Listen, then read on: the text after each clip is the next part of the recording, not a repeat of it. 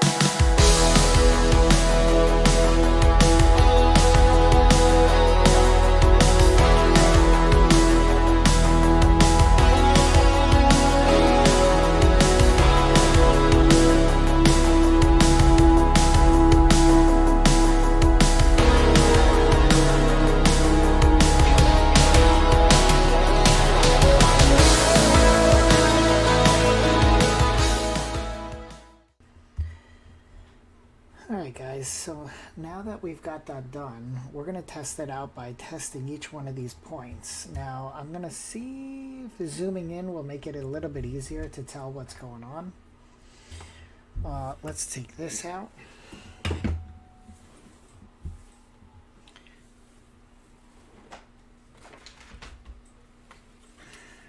we're going to get our multimeter in.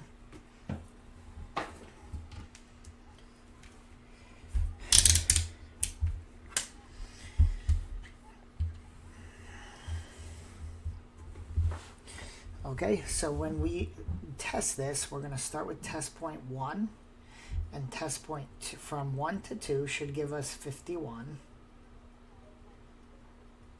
Okay, from 1 to 3 should give us 120.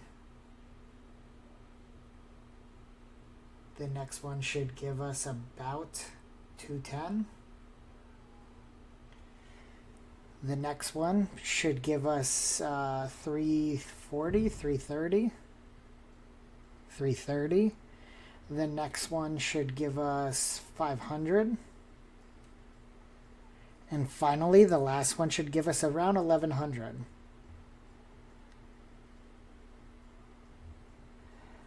Perfect. So that means all of our resistors in the ladder are functioning. So now let's get our connector soldered on.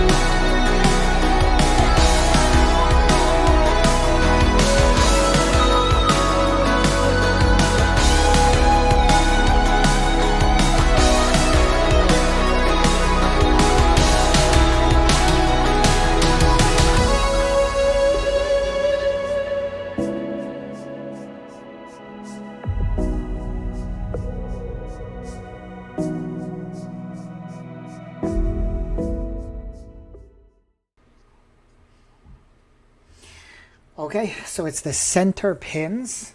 I know that because of looking at the wiring diagram. I also know by looking at the schematic here. So let's just get zoomed in here.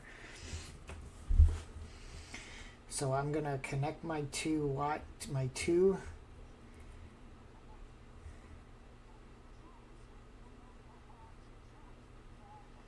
Let's do this.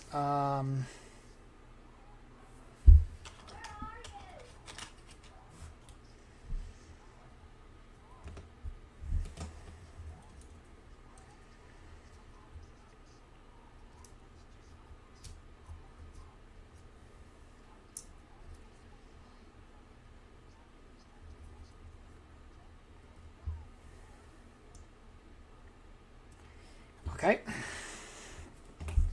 so now we've got our lines connected in. Now this would go here, and of course those two popped out.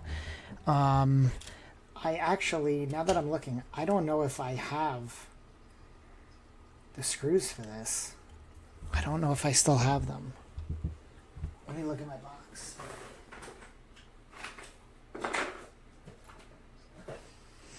I don't have them in the box, but what I'm going to do is I'm going to borrow them from this one.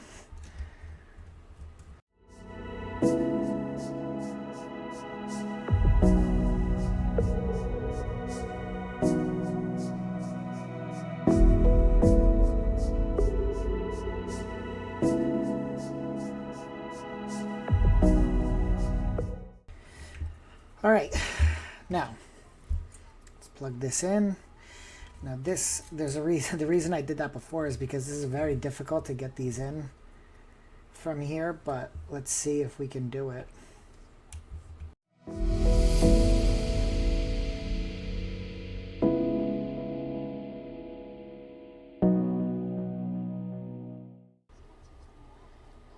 Okay, looks like I've got both in now. So now I'm going to do the same thing. I'm going to connect this to my multimeter, and we're going to test the button presses.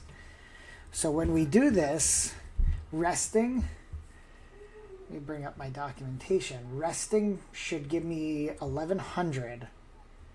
So if I'm pressing no buttons, I should get 1100. I am getting nothing.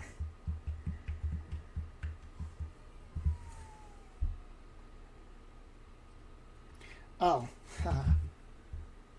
I am plugged in on yellow and orange.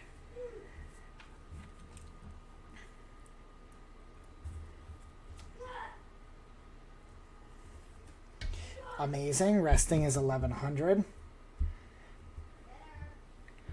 Now I'm going to press let's go one at a time. So the source button in the middle should give me 510. Perfect. Right where I want it. Skip back should give me 330. Okay. Skip forward should give me 210. Okay. Volume up should give me 120. And volume down should give me 51. Amazing. Amazing. This is perfect. So that means this PCB is pretty much compatible and complete the way it is. Now, I'll be honest with you guys, the reason I didn't test this one on screen is because I accidentally messed up the circuitry on this. Functionally, it works. My resistance ladder is good, but I wired the buttons into the wrong spots. So if you press, down, it acts like right. When you press right, it acts like left, up, it's a big mess. So this one needs to get corrected, but this one is good to go. So now I'm going to start the work on converting this to RGB. And with converting it to RGB, I'm probably going to add, a JST connector or something up in this section. Just because it's probably going to be easy to shave this spot off, still have the clearance, while also maintaining the strength of all three screws. So I think this spot's going to be the best spot for me to do that. But we'll see. All right, guys, real quick. We're in the car. We've got the steering wheel in pieces, and now we have our fully reversed PCB over here. And if you recall, the back on this PCB could not be covered because of all of the, barrel style through hole resistors. So now we have two different, this is the modified S550 board. This is the custom board. So let's go ahead and get this plugged in. And I do not have my tripod, so I'm going to put you guys on the dashboard for a second.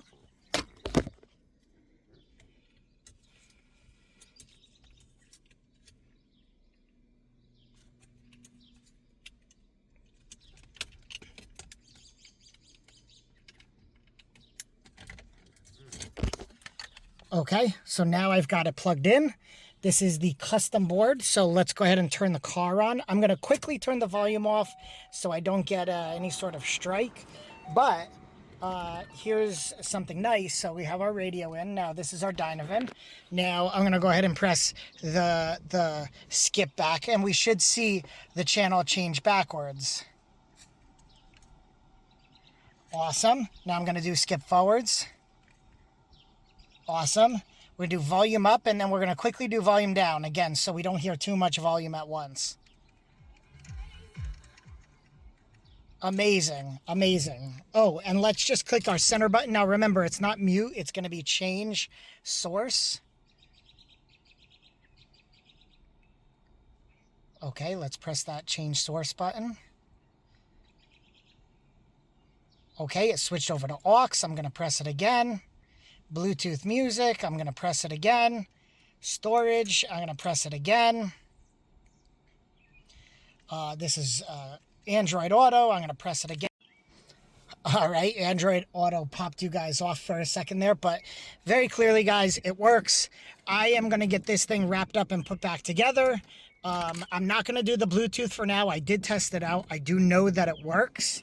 And the reason I'm not going to put it together is because the test switch is actually the one with the adaptive cruise control, whereas the one I want in here is the single operational cruise control.